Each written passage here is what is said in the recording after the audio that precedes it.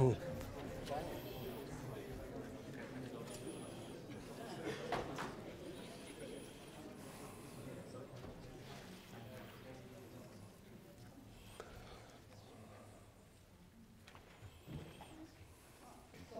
afternoon, everybody, and welcome to this afternoon's seminar series. I'm delighted that the speaker today is Nigel from the Plant Sciences Department, which is the UK department here as well. So Nigel, to his short biography here, he obtained his first degree in genetics from the University of Liverpool in the early 1980s, and then carried on with a master's at University College London. And this was when he first came to Rothamsted as a 3-month placement as part of his master's course. And it's quite amazing that at the end of his master's course, he then joined the staff of Rothamsted at the end of that master's course. He went on to do a PhD with Peter Shuri, and then spent 11 years at the Long Ashton Research Station down near Bristol. For those who don't know, that used to be associated with Rothamsted. And before returning to Rothamsted in 2002, where the centenary building was completed. So his research interests are concerning the genetics of metabolic regulation in crop plants, how plant metabolism is affected by environmental stress and crop management, and how it can be manipulated to improve crop yield, quality, and food safety. Nigel has produced already in his career more than 140 scientific publications. He's edited and written a number of books, and he's currently a fellow of the Royal Society of Biology, so he is interested in that society we should talk to Nigel. So, looking at the title, I'm only going to say, I'm going to have a full say, only a seminar about have we had our chips, and I will leave Nigel to explain all the rest, and his seminar is as long as his title is here for another comment. Okay, thanks very much, and thanks for coming. So have we had our chips, toast, biscuits, cereals, crisps, coffee? I'm going to talk about genetic and agronomic approaches to reducing the amount of acrylamide in our food. Sorry, microphone issues. In a minute, I will. Okay, so acrylamide, you're familiar if you're a biochemist in this form. But it also occurs in these things. So it's a processing contaminant. It's not present in raw crop products, but it forms during cooking and processing, anything over 120 degrees C. Unexpectedly found in cooked foods in 2002, really out of the blue, and mainly those derived from plants. It causes cancer in rodents. Nobody disputes that. It also causes, so it's a probable group 2A carcinogen in humans. Very few things get classified as group 1, i.e. definite carcinogens, because you can't do those experiments, right?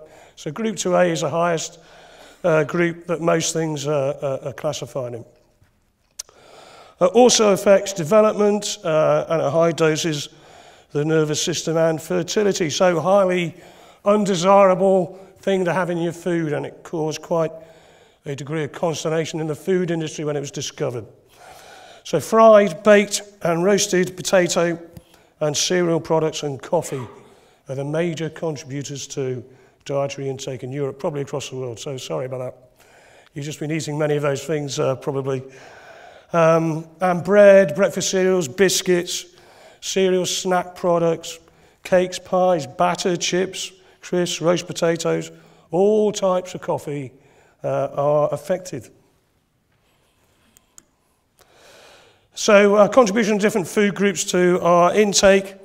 This is for adults in the 3 most populous states of the European Union. I put this up partly because some people tell you this is a potato problem or a coffee problem or a cereal problem. It's all 3, and roughly those sectors contribute about 1/3 each, depending on where you are and dietary preferences in different countries. So we, for example, we get a lot of our acrylamide from potato products because we like fried potato products in the UK.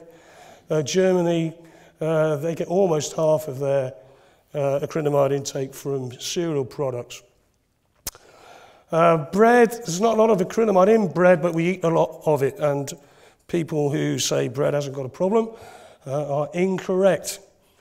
Bread is the single highest contributor to dietary acrylamide intake.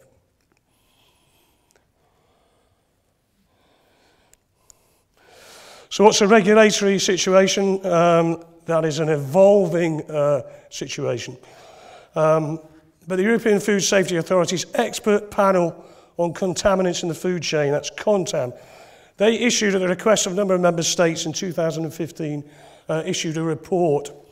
And it stated right in the front page of that report, that the margins of exposure for acrylamide indicate a concern, that was the word they used, for neoplastic, that's cancer-causing effects. So that effectively forced the hand of the European Commission. They then had to tighten up on their risk, what they call their risk management measures. And they started reviewing those straight away. We expected something at the end of 2015. We got it last year. New proposals were issued. They were approved by the European Commission in July, have now been approved by the European Council and the European Parliament. Could be enforced from this April. And I don't think anybody's really ready for it, because all food businesses will have to monitor the levels of acrylamide in their products and keep a record of the mitigation measures they apply. There are going to be compulsory codes of practice, and I'm going to talk about those several times through the talk. Indicative values, I'll tell you what those are in a minute. Going to be rebranded as benchmark levels and reduced. And then these mitigation measures that you're applying, if you have found the acrylamide in your product is above the benchmark level, you will have to review your measures in consultation with regulatory authorities, like with the FSA in this country. And then we have the threat of maximum levels with regulatory enforcement. They're talking about discussing those immediately that these new proposals are in place. So another step up, if you see what I mean. Maximum levels of regulatory enforcement, still for sectors not showing sufficient progress. That's the wording they use, all right? So still some uncertainty. What does compulsory mean? What is a compulsory code of practice? Well, if you put it another way, what happens, what's the sanction if you are found not to have followed the code of practice? And what does sufficient progress mean? You know, how much progress do you have to show for them to back off and not apply maximum levels to your sector?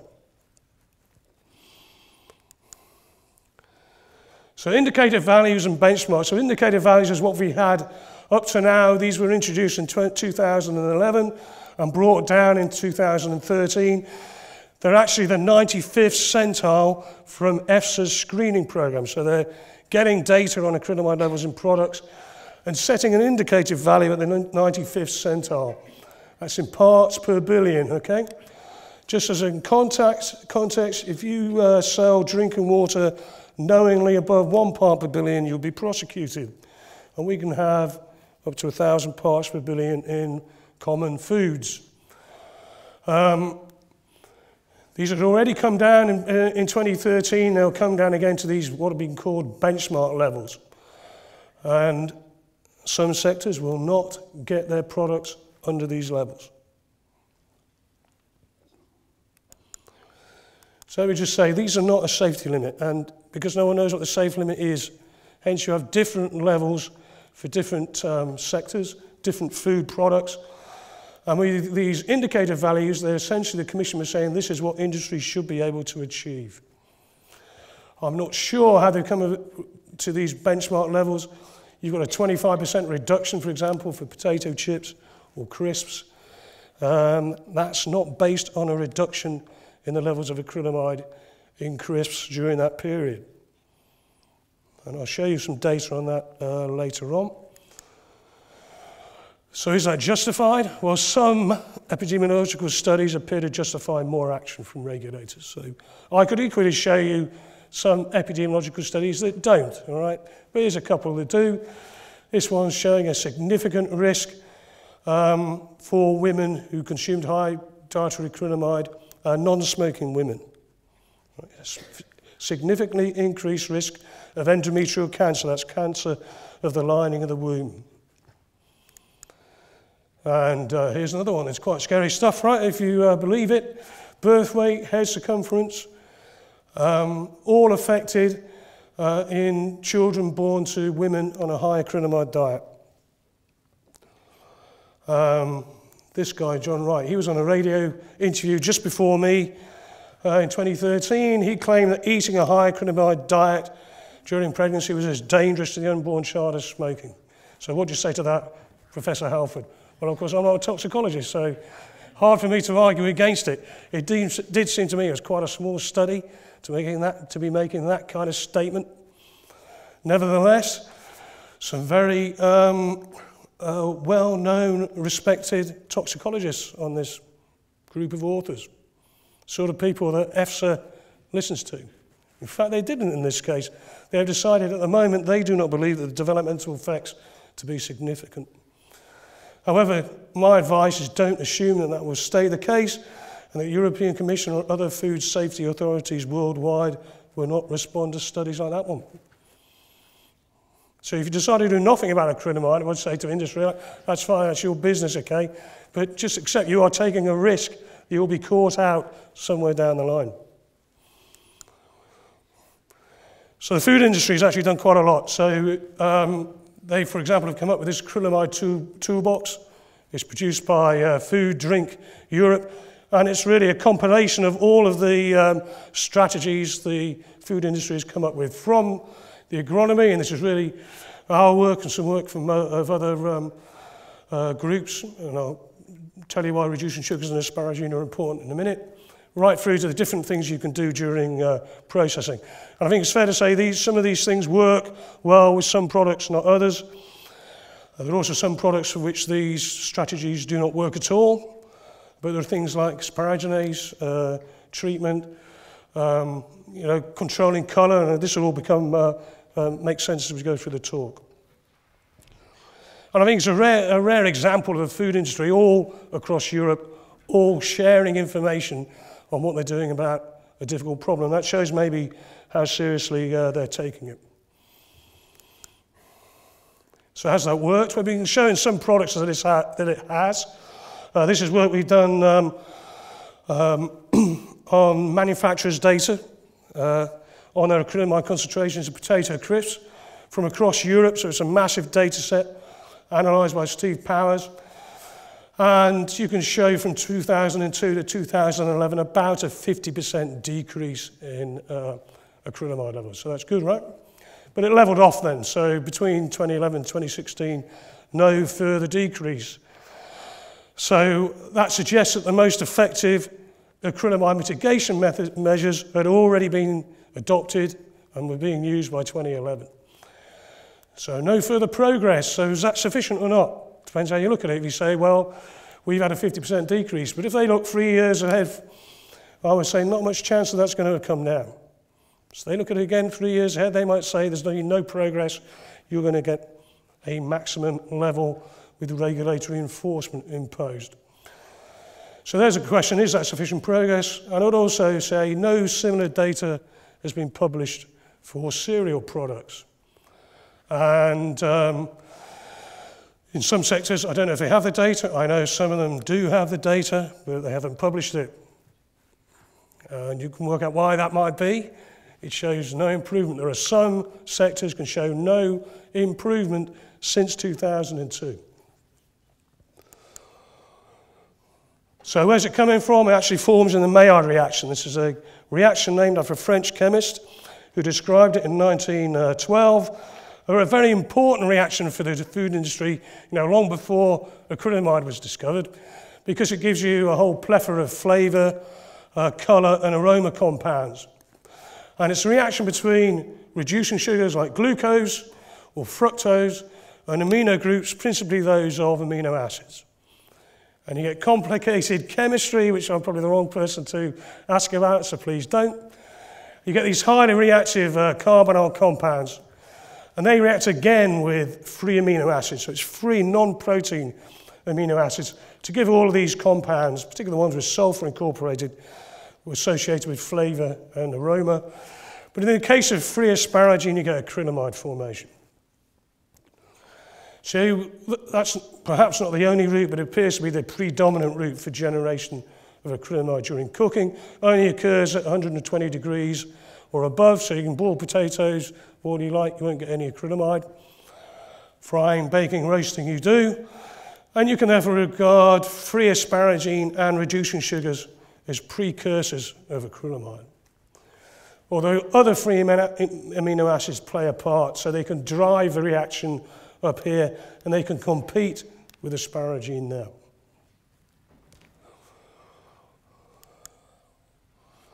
Just explain what I mean by reducing sugars and non-reducing sugars. Most of you I know will already know.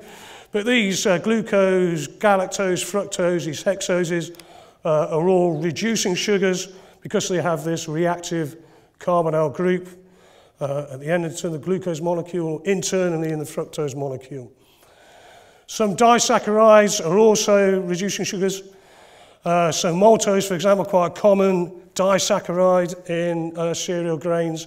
That carbon with the carbonyl group in its ring form is free, so when this, if it adopts its linear configuration, you get the highly reactive carbonyl group again. It doesn't happen with trehalose, again 2 glucose molecules, but the 2 carbons with the carbonyl group are involved in the linkage between the 2 glucose units, so it's not a reducing sugar. Likewise, sucrose, which is glucose plus fructose, is not a reducing sugar. And of course that's very important because sucrose is the most abundant sugar in plants. So basically we're talking about glucose, fructose will be the predominant reducing sugars in potatoes, and then you can add maltose to those in cereal grain. So acrylamide formation, because it's coming from the same reaction forming by similar pathways, correlates closely with colour formation. That makes it even more difficult for the food industry. So again, this is from our data from potato crisps showing very strong correlation between colour formation and acrylamide formation. And that led to the UK's Food Standard Agency launching its Go for Gold campaign, which you might remember from almost exactly 12 months ago. And they encouraged consumers to cook foods to a light brown colour. That got some very balanced and accurate reporting from the UK media. They even stole my line. Outrageous. Chips are killer. I like the one, boffins, link fries too. Cancer. Pizza toast are killers too, and that's in quotation marks. So I don't know who they were quoting there. All I can say, it wasn't me. All right. Even the Times weighed in and he started talking about toast. So although I said bread has relatively low levels of acrylamide in, if you toast it, you get up to several hundred parts per billion, I'm afraid. And again, I show this sort of thing to the food industry. I say, well, to breeders, and I say, well, the food industry, I can tell you, actually hate this kind of stuff, hate their products to be associated with these kinds of headlines. And they'll do almost anything possible to avoid their products being associated with headlines like that. And if they can switch from one variety to another, from your variety to somebody else's, that's about the easiest thing they can do. And yes, they will definitely do that if that helps them reduce their acrylamide levels. So breeders have to engage on this issue. What else are we doing? Well, our strategies include identifying varieties with low acrylamide forming potential, identifying genotypes which maybe are not currently commercially used, maybe from old genotypes, something like that, with low acrylamide forming potential that could be brought back into breeding programs.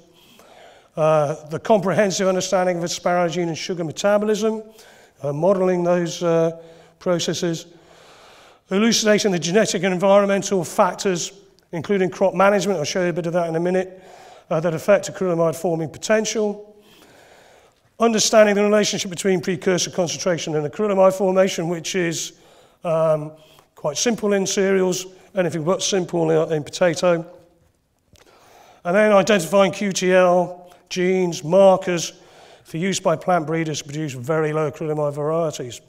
and then biotech and genome editing. So I'll start talking about cereals. I work with wheat and rye.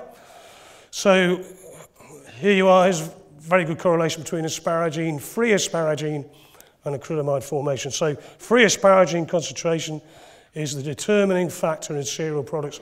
We've never seen a data set that had anything else, so we have to target asparagine levels, and that has now been written into the Cereal Products Code of Practice, a consideration of free asparagine concentration in the raw material. That is compulsory.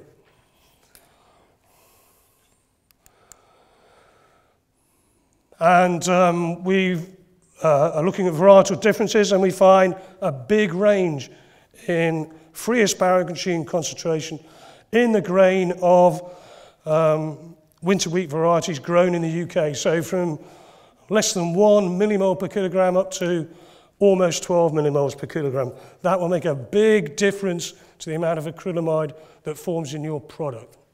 If you can use one down this end. There is undoubtedly a big environmental factor controlling asparagine concentrations in cereal grain, but we can identify a number, they're in red here, of varieties which are consistently on this side of the graph. This is just one data set, we've got many. Some of these, things like Cubanese, could also be in that group. We don't have enough information on that one. But here we are, we can name a number of varieties that are consistently low. This is, I know, a sensitive issue for breeders, but there you are. And we published that last year. And what we would say, so those varieties have been in the bottom half of the rankings on asparagine concentration over several field trials, and others are consistently in the top half. So most of those low varieties I showed you are soft wheats, but selecting varieties for low asparagine simply on the basis that they're soft would be counterproductive, because some soft varieties are high in asparagine. And I say that because I know that some food companies are doing that.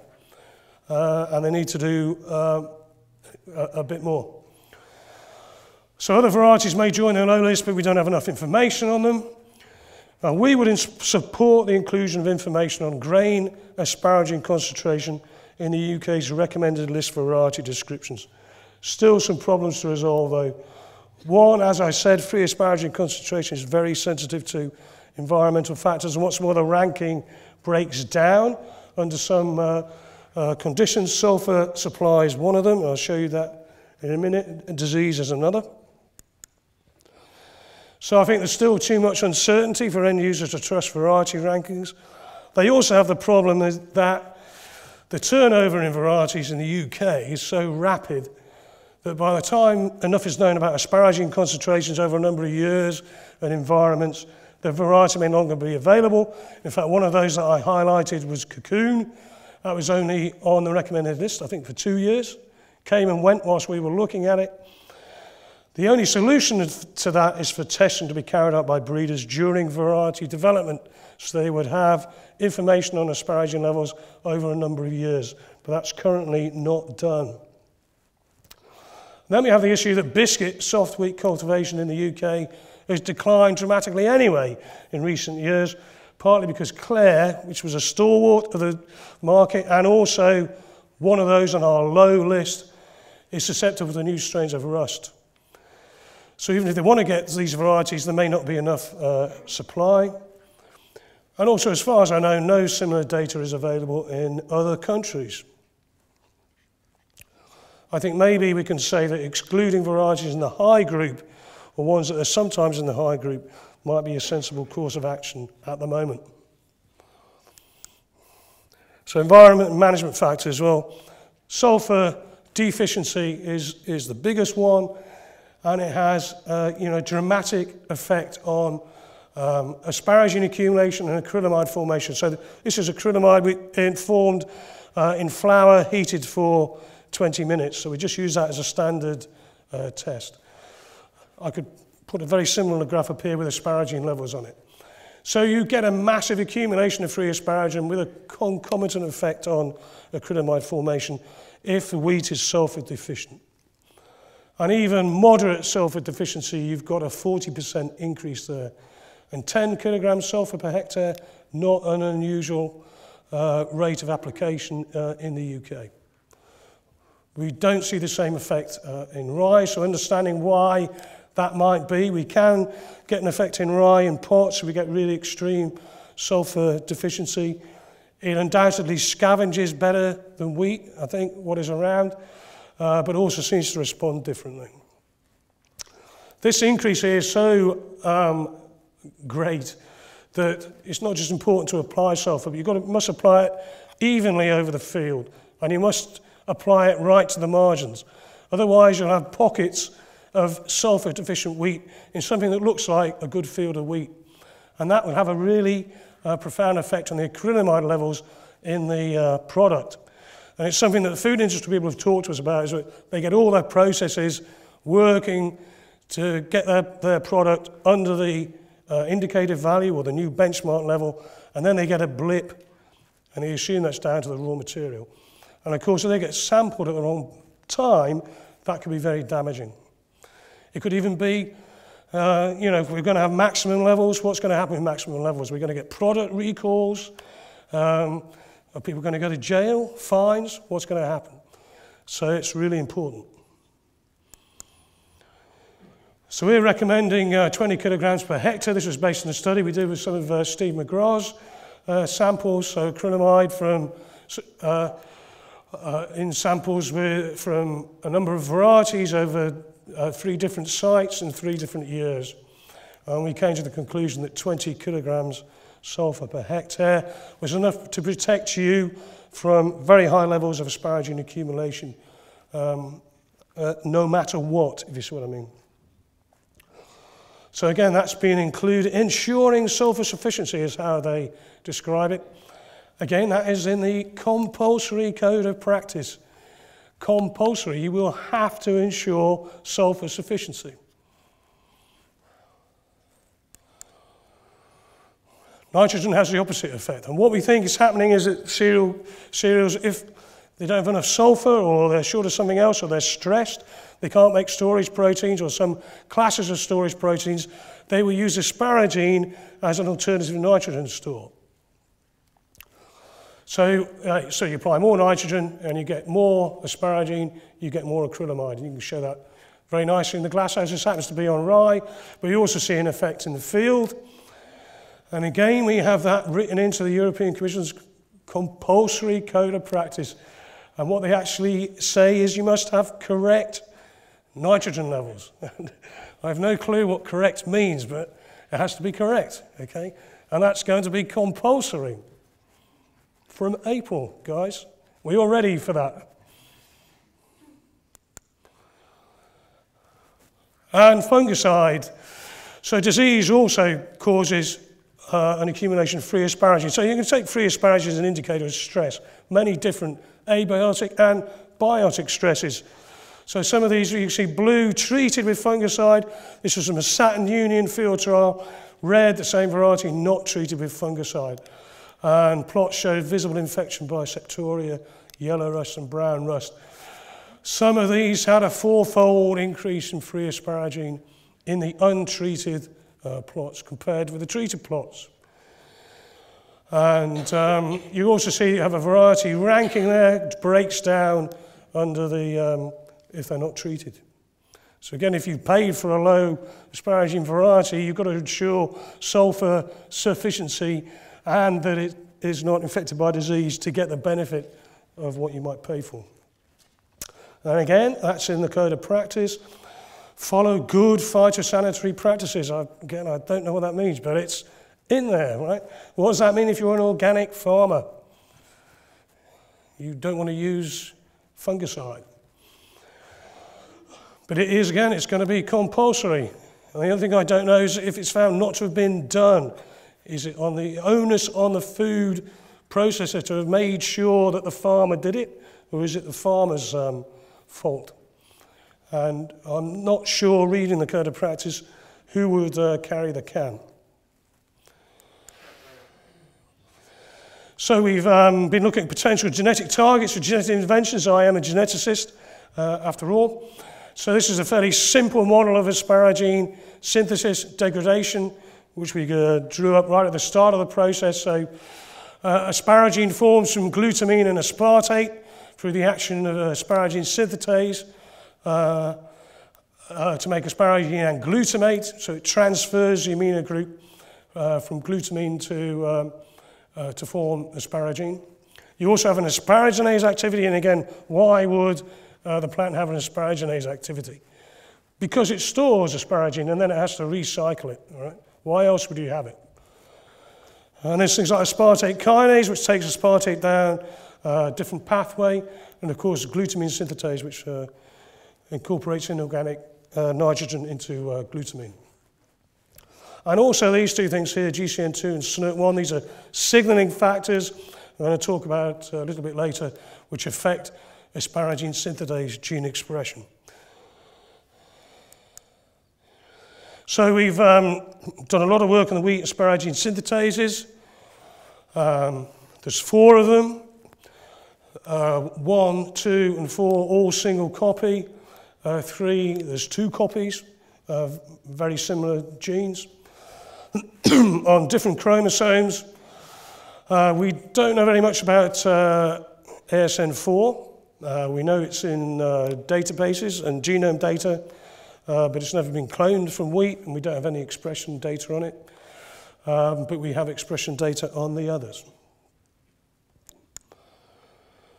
So this is just some of our data. This is real-time PCR data showing the differential expression of these genes. So embryo, of course, is in your Brand fraction.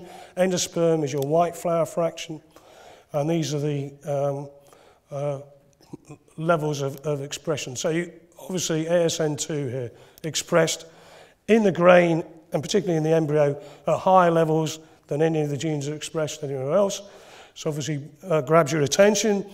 Also fits with what we know, that the embryo has much higher levels of asparagine in it than the endosperm, and your whole grain products have a lot more acrylamide or potential for acrylamide formation than your white flour products. Everything's the wrong way around with acrylamide, okay? So this kind of identifies ASN2 and some of the other data we have as well, I'm not showing you, as a potential target. We've also checked that out by looking at it biochemically, so we've cloned those genes, we've expressed the enzymes in E. coli and looked at their activity, so we get an active enzyme. You can see that 1 and 2 look quite similar. Also that both of them will continue making glutamate even when they've run out of aspartate to make asparagine. And that's something that's predicted in our models. So this is the sort of thing that Tanya has done with David Gilbert and Monica Heiner to model the reaction. So comprise the metabolites, the reactions in squares, and generated assuming that the reactions followed mass action kinetics. And then we can use that, or Tanya can, to fit the model to the experimental data. And then we derive differential equations for the reaction stages, again based on mass action kinetics. And we can get values for the kinetic parameters. And again, this one's asparagine synthetase 2, but 1 looks very similar.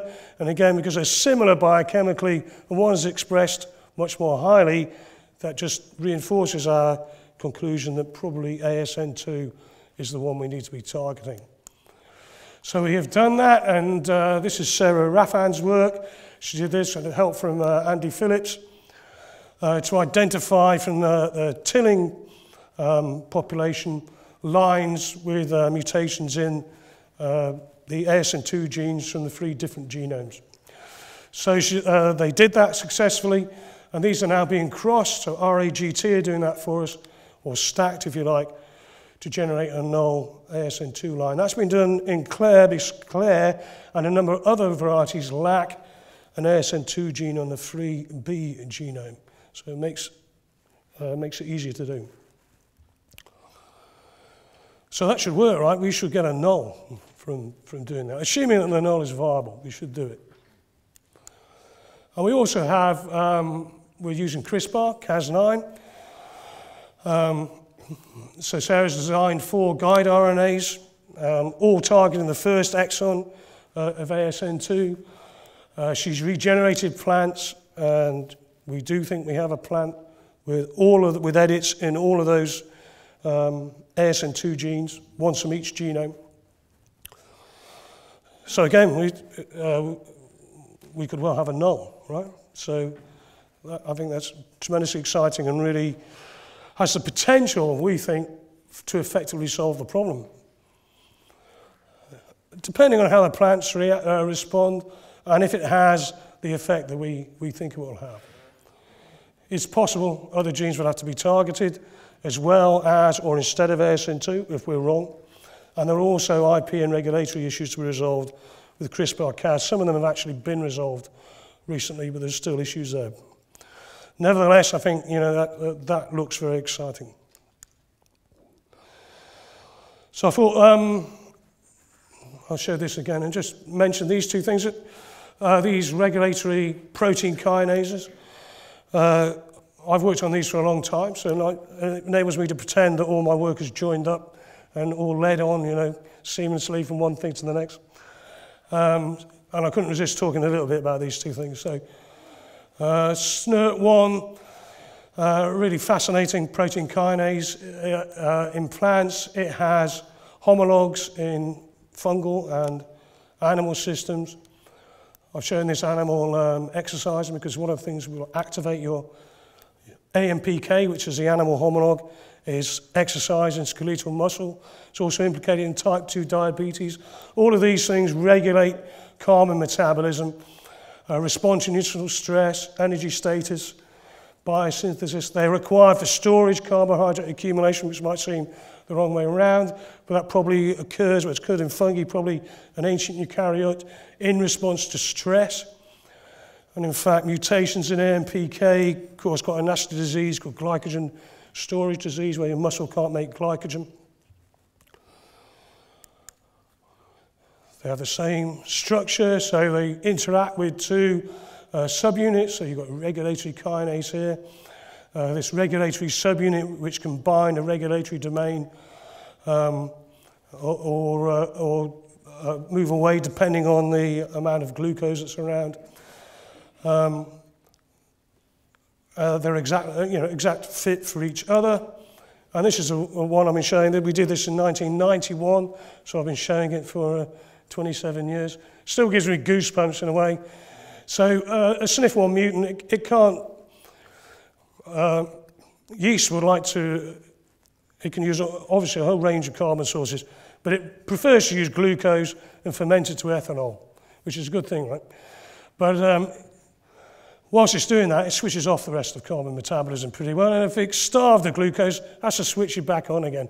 And if it doesn't have SNF1 activity, it can't do it. So it'll sit on glycerol in this case, or sucrose, or any other carbon source other than glucose, and it will starve to death, which is what this is doing. But you give it the plant protein kinase, and hey-ho, everything works. So it complements mutation. And note that the 3-way split of plants occurred something like 1.5 billion years ago. I'd seen a lower number than that, but even that means just under 1 billion years. But they say 1.5 billion years. They've been separated, put them together, and they all interact and they all do the job. Absolutely amazing for me.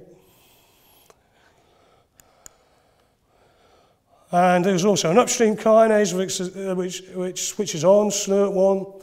And again, it's exactly the same thing, so you can get a yeast mutant. There's actually 3 of them in yeast, and they have sort of redundant functions, so they will fit in with each other. But a triple mutant, again, this is on sucrose now, and apart from where it can eat itself here, it's starving to death. Right? But give it the upstream kinase, we call them snacks, from plants, and it's just like the wild type. So it just fits in, and all the system works brilliantly well, despite 1.5 billion years of evolutionary divergence. There is one difference between the plant and animal system. So you've got AMPK there, SNF1, so that's a fungal in the animal homologs, and you've got 3 SNRT1s in Arabidopsis. But we also have in plants just a burgeoning of the family. So we get these subclasses, SNRT2s, SNRT3s. Some of these are definitely involved in ABA signaling. Most of these have been implicated in stress responses. So that tells us something about how plants deal with stress, and we think this occurred to enable networking of metabolic and stress signaling in plants. And of course, one thing it can be doing is switching on asparagine synthetase. So GCN2, the other one I mentioned, again, you've got a fungal, the yeast one here, the Arabidopsis one there, similarity in structure, immediately recognizable from the kinase domain. Its target is the IF2 alpha, which is part of the translation machinery. This uncharged tRNA binding regulatory domain, again, absolutely diagnostic of this type of protein kinase. And again, it complements the mutation. So stick it in a GCN2 lacking yeast, and it can now cope with this inhibitor of histidine biosynthesis. And this is the target site from yeast to humans, Arabidopsis, rice, wheat, the target site in the IF2 alpha, absolutely immediately recognizable. So incredible, really. And this is just a really nice result. You don't always get this kind of result with these kind of assays this is Western analysis with GCN2 anti-series. You've got a mutant here, so it doesn't pick up GCN2. And untreated and treated with a herbicide. So this is Arabidopsis, wild type, GCN2, treated with a herbicide, which inhibits amino acid biosynthesis, and your GCN2 goes up. You also get EIF2 alpha going up, so it's trying to respond in a number of ways, but it can't phosphorylate EIF2 alpha, a mutant lacking GCN2 activity. And it makes it a bit more sensitive to the herbicide.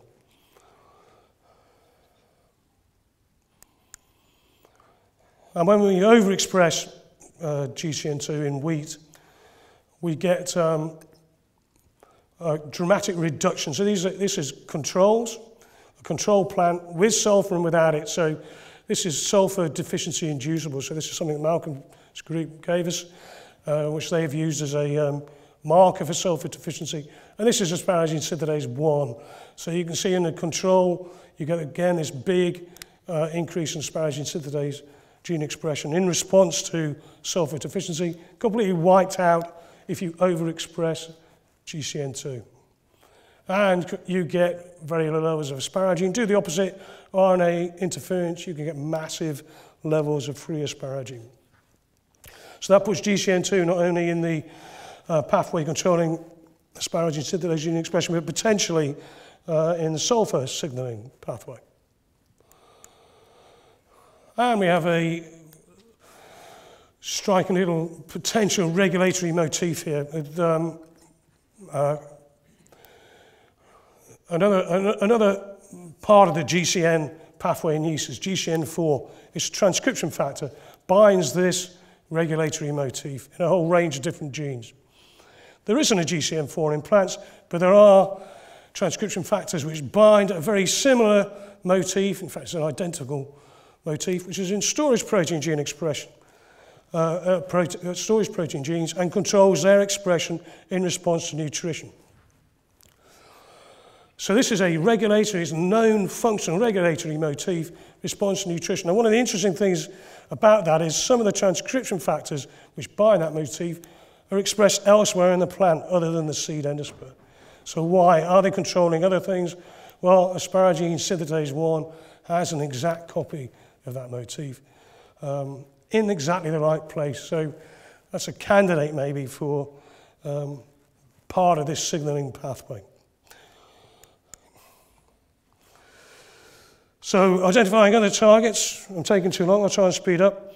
We're doing some RNA set comparative analysis of wheat, CV Spark, and a doubled haploid line SR3 from a Spark Rialto mapping population. So we're looking with and without sulfur 2 different times, embryo and endosperm. And we're doing this comparison because SR3 here, which is derived from a cross between Spark and Rialto, it has lower levels of free asparagine than either parent. So obviously we get hundreds of genes changing. We can, so how do we filter those? We're just doing this at the moment, so I'm not going to show you a lot of data. This is a model I've shown you for asparagine metabolism. This was a network which Tanya has produced recently. So it's a systems biology approach, which means you can't read it. I can't read it either. But hey, it's a big network with metabolites, enzymes, genes in it. And we can then use the genes identified there to filter our data. And we're still doing this, and but we are getting some interesting things out. So one of the things, just comparing them, so this is with sulfur, so sulfur's not affecting these. We see the asparagine synthetase is different between Spark and SR3. We see enzymes of carbon metabolism, that's really interesting. SNRK1 and SNAC2, which I've just talked to you about, and these SNRK3 type protein kinases, and a number of transcription factors. So I think we're going to get loads of data out of that and potentially identify further targets for genetic interventions. Okay, with a few minutes left, I'll talk a little bit about potato, and I'll try and whip through this quite quickly. So this was a project we did with James Hutton Institute and University of Reading. So again, we see varietal differences in potato, and these are potatoes, these are commercial potato tubers, through storage from November to July. So the first thing to say, big range in acrylamide formation in chips produced from those potato varieties. And the acrylamide levels in some, it's very stable. Lady Clare, this is now the most popular variety for crisp production in the UK. You'll never have heard of it because you don't get these in retail. And if you try and cook these, it's almost impossible to get them to colour up. Things like Lady Rosetta, very popular early storage, but sugars rise steeply during mid to late storage. It's a big issue in potato. Pentlandale here, this had some, better known as a French fry market, had some crispy market, has lost that entirely because of this issue. All right, so does it matter? Well, that market is gone for that variety. Whereas this one, Marquise, has gained a market in crisping. It's like a brick, you know, and it's been generally used for French fry production, but it's being used for crisping production in late storage because its sugar levels fall, which is unusual for potato. More varieties, this time in a controlled field trial experiment. There's Lady Clare again, one of the low ones, Verdi, very low. You see the effect of storage in blue with acrylamide levels going up. A boiling type over here, Harmony, 20,000 parts per billion acrylamide. Not a crisping variety, but just shows you must use the right variety, otherwise you can have astronomical levels of acrylamide. Two other interesting ones, russet Burbank and Matilda russet, really quite high levels of acrylamide, and these are the favourites of the US fast food industry, so that's quite a big deal. So what's the relation between precursors and acrylamide formation in potato? Different from wheat, it's reducing sugars are the primary drivers of acrylamide formation. You have less sugar and a lot more asparagine in potato, and sugars become the limiting factor. But in French fry varieties, they're shown in black here, we do get an effect of asparagine. And again, they will have more sugar in. So. And what's happening during storage is the increase in acrylamide is arising from an increase in reducing sugars. And this gives you this really nice graph of seasonality of acrylamide levels in potato crisps. And means that, so the levels in the first half of the year where potatoes are coming out of long-term storage are much higher than in the second half of the year, just after the harvest. And a German radio guy did say, are you saying that you shouldn't eat crisps in the first part of the year? Well, not exactly that, but there will be more acrylamide in those crisps. So food manufacturers have to deal with that, and I think they would like the Commission to take that into account, but they don't. So European benchmark level is confirmed at 750, and it has been confirmed at that. About 10% of samples between January and June will fail, okay? There's also a geographical effect. So in fact, in the north of Europe, we don't really know why this is, between January and June, 30% of samples will fail the new benchmark level. And in May, almost half of the crisps produced in that region will fail. So what happens if they make that the maximum level? Right? What's going to happen? So even in Western Europe, which is in blue, in May, something like 13% of samples will fail that level. So you might say, what the hell is the point of the European Commission setting a level, whatever they want that level to mean, absolutely the industry in some areas cannot meet. So for storage of potatoes, potatoes have to be used within an optimal storage window, and that's something now in the code of practice. So again, what happens if you use one outside it? I don't know. This is because of the phenomenon of cold and senescent sweetening. So cold sweetening occurs as the temperature approaches 4 degrees, while senescent sweetening occurs as potatoes, as they prepare to break dormancy. Both of those are associated with vacuola invertes. So commercial stores are typically held at 8 to 10 degrees. That's to prevent cold sweetening, while sprouting is then controlled through the use of things like chlorprofam. All right? However, that is also coming under scrutiny. So you see how, the industry tends to get stuck between a rock and a hard place. And I know that retailers are stored at 4. Well, sometimes I would say they would deny it, but they store at 4 to keep it looking good, right, for the consumer. They will no longer be able to do that. And again, I don't know if they're aware of it now, but they're going to have to store at 6 or above. And arguably, that's still too cold.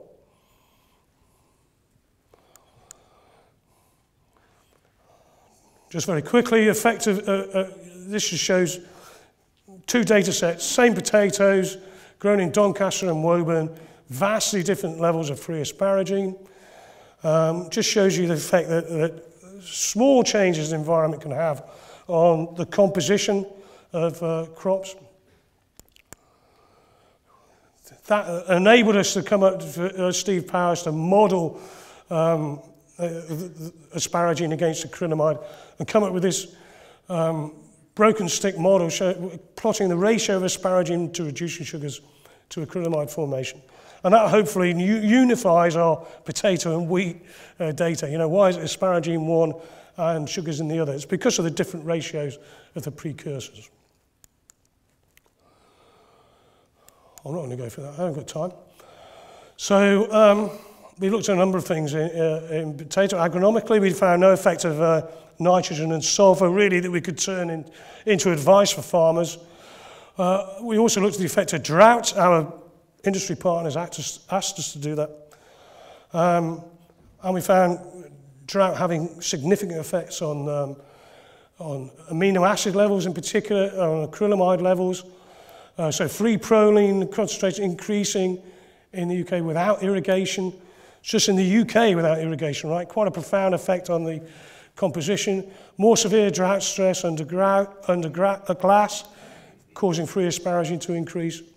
But different genus types responding differently. So no unifying potato tuber drought stress response. But overall, our conclusion, potatoes growing commercially in the UK, actually UK, right, not a dry country, with irrigation had more acrylamide-forming potential than potatoes grown without it. So again, it's the wrong way around, right? But that's the way it is. And it enables us to show this effect of proline. So proline, we think, inhibits acrylamide formation. So we get this negative correlation between proline levels and acrylamide formation. So what should potato breeders target? Well, low reducing sugar is kind of the obvious one, but they've been breeding for low sugar for a long time.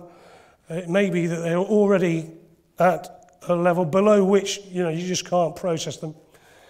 And of course, that affects all products that Maillard reaction. There may not be a problem if you like dousing your crisps in salt and vinegar, But if you want some intrinsic potato flavour, that may be a problem. So low-free asparagine may be a better way to go, so you can reduce acrylamide formation without compromising colour, flavour and aroma. The colleagues at James Hutton Institute during that project identified QTL for tuber asparagine, and of course potato genome data is now available. I think in the interest of time I'll leave this out. But targeting asparagine synthesis in the tuber, Simplot have already done that with a biotech approach.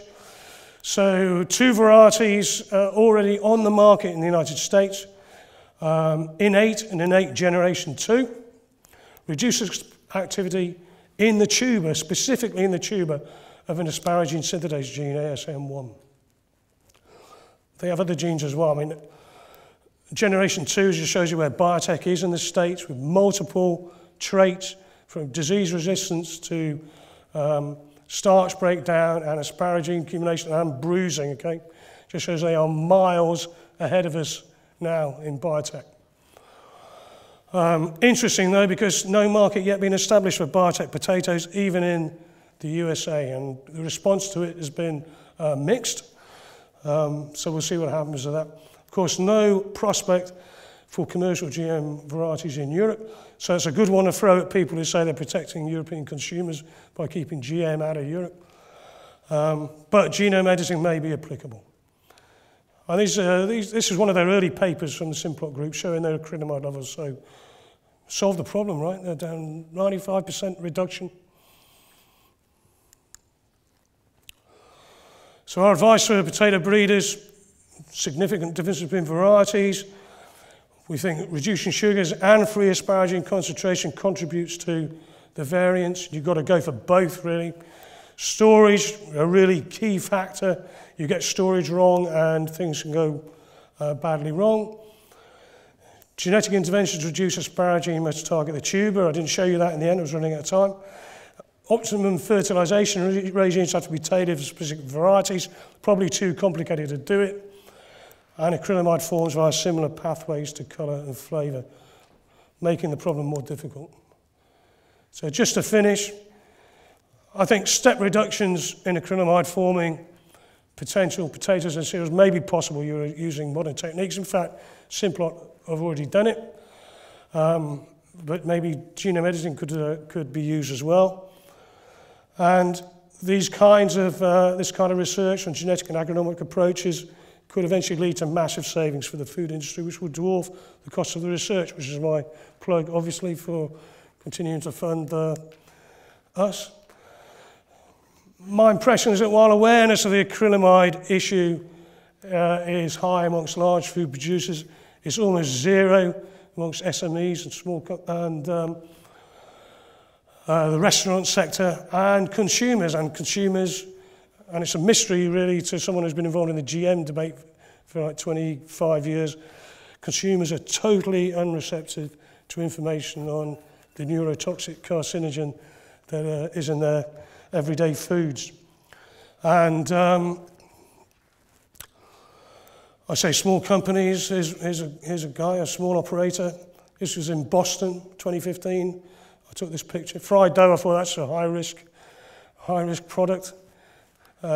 He was, maybe not surprising, not too keen to discuss the issue.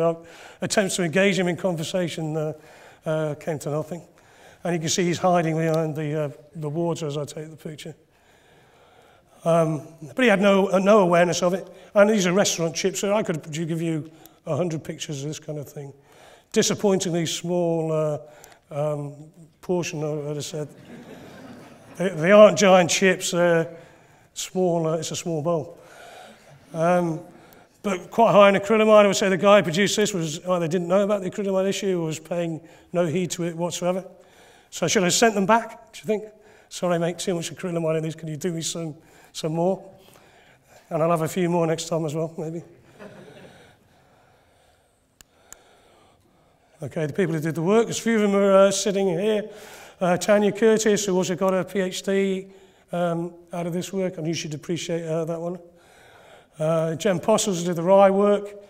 Neera Mutakumaru, potato. Sarah, who's working with me now on the genome editing. Run Hongwei from Shanghai Academy of Agricultural Sciences, who've been really good in sending those people over. Ian and Ed, who did the GCN2. Yu Hua, who did various things, lots of work on SNRT 1. Steve Powers really elevates our papers, I think, with his statistical analysis, and Sandra did some work on SNRT 1 as well. Plus the farm staff who dug a lot of potatoes, and it is quite heavy work. Glasshouse, Chris, and Rob and Asia, who are doing the bioinformatics on the RNA sec at the moment. Should acknowledge again our many partners from the wheat, rye, and potato supply chains. Currently, AHDB, KWS, Saturn Union, RAGT, Syngenta, and Limigran are all supporting Sarah's case studentship. And our academic partners, Don and Steve at University of Reading, are really invaluable long-term partners. Some of the modelling analysis from David Gilbert and people at at Brunel, and Monica at Brandenburg, and John in his centre with a wheat genetics group, James Sutton on the potato, Shanghai for my chair and sending people over, and Keith Edwards, who's involved in the case studentship. Thanks very much. So I've gone on a bit long.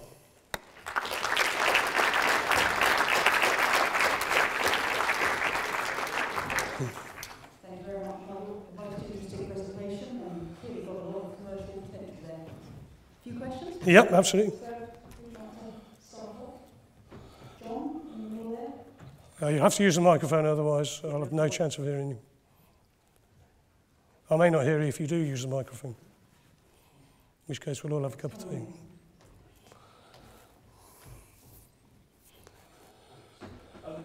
The processors, especially potato processors, like to use the same varieties because they're consistent for all sorts of factors they need for the products they're making.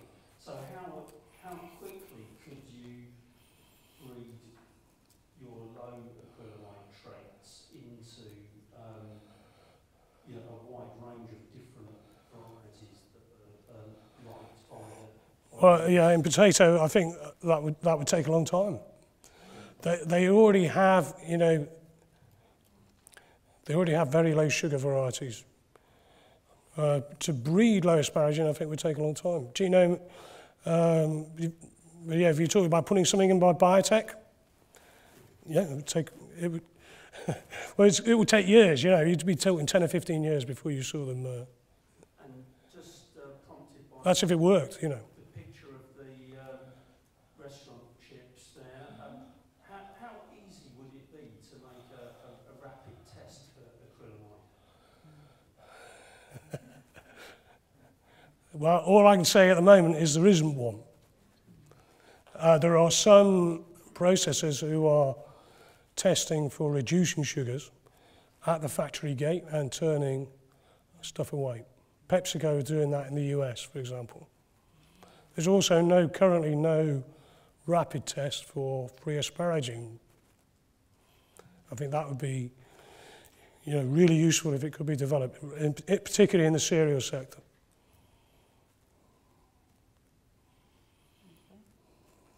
If I can ask you one, Nigel, you're obviously a little bit concerned from the tilling lines and also the editing that you might get off phenotypes if you silence the asparagine synthetase. So are those mutants known in Arabidopsis, and are they wild type in their morphology and growth? Well, off phenotypes from the loss of the asparagine synthetase or from, yeah, clearly. But the hypothesis, there are 4 of them, and they are actually all of the 3 we've looked at, all 3 are expressed in the grain. So the hope is that we can knock down the asparagine synthetase too, and a housekeeping amount of asparagine will be made by the other asparagine synthetases. But it's a hypothesis, of course, it may be we knock asparagine synthetase 2 down and you will have an effect on grain development, or you'll affect some other part of the plant. All we can say is that it has worked in potato, but it's RNAi, so you're not getting 100% reduction.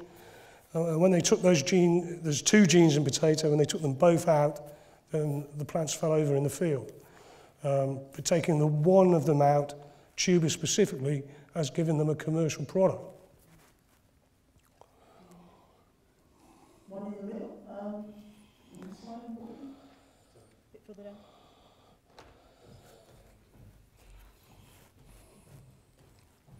You wait, please.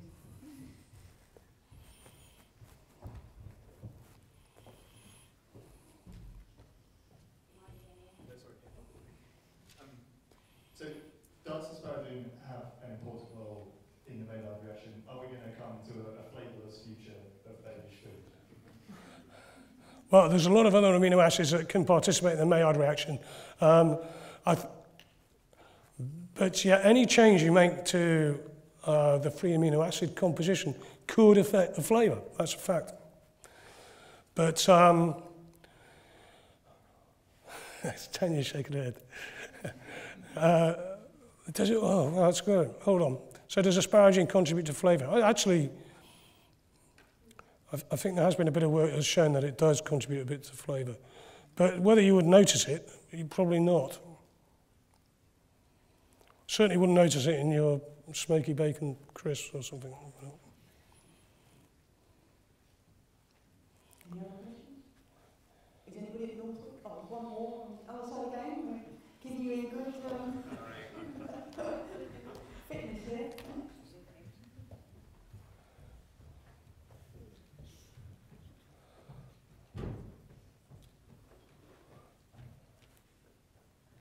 I assume the answer is going to be no, you don't know, but is there an estimate of how many cases of cancer per year? Sorry, start again. Is there an estimate for the number of cases per year caused by acrylamide? Is there a test for acrylamide? No. You might have something. Patients with cancer caused by acrylamide. Oh, okay.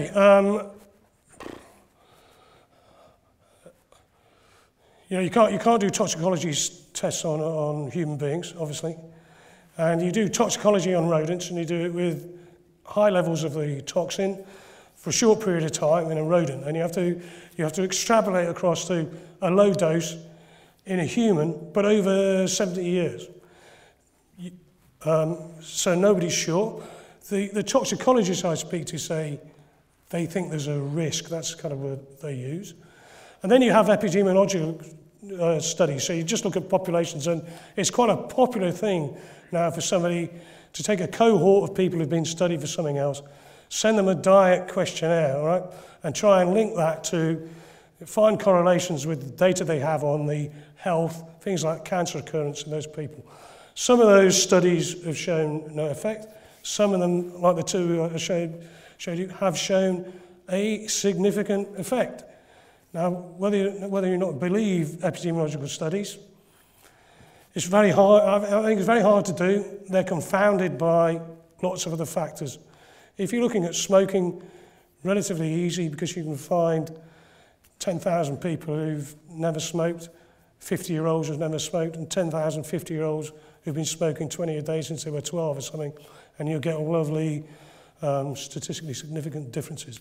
But everybody eats food that has acrylamide in it.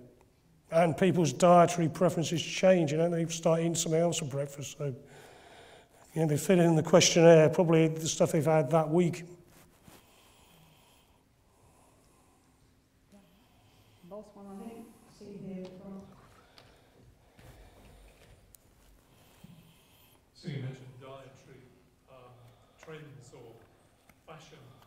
Recently I've noticed in the last couple of years, restaurants offering twice fried chips or thrice fried chips. Sounds like a bad idea to me. Acrylamide works, and should that be in your code of practice? No, I would say that's a bad idea, but I mean, I actually don't have any data on it, so I don't know. But as you said, there is the link with colour. I mean, chefs are going for that dark colour with lots of flavour, and they're not really worried about anything else. But are they now going to have to be? Are they going to have to follow a compulsory code of practice? Is this going to be imposed on restaurants? Is it going to be imposed on our restaurant? I actually don't know. But it's going to happen from April, so somebody probably needs to find out. Okay, well, I think we'll stop at that point and say, let's watch this space and see what happens. And working out and further. Thank you very much, Nigel. Excellent.